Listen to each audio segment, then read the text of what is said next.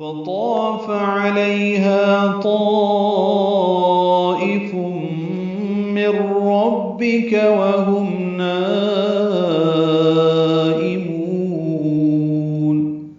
فطاف، طا پر پڑھیں گے، الف مدہ ہے، طا فا دونوں شروع میں بھی اور آخر میں بھی جلدی ادا کریں گے. علیہا عین وسط الگ سے ادا کریں گے. لئی یا لین ہے، نرمی سے پڑھیں گے. ہاں الف مدہ ہے، 2 حرکات لمبا کریں گے.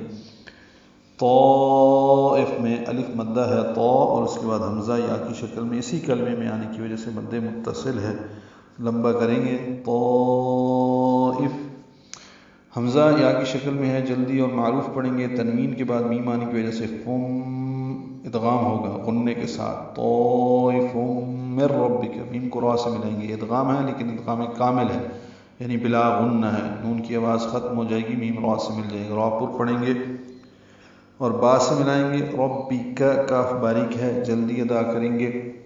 وہم، واو ہونٹ کی نا تمام گلائی سے ادا ہوگی. میم ساکن پہ اظہار شق بھی ہے. نائمون، یہ بھی مد متصل ہے جیسے طائف میں مد متصل ہے. میم کو لمبا کرنا ہے، واو مدہ کے بعد نون ساکن ہے، اس پہ اظہار ہوگا. مد حالت سکون ہے، اس لیے میم کو لمبا کرنا ہے.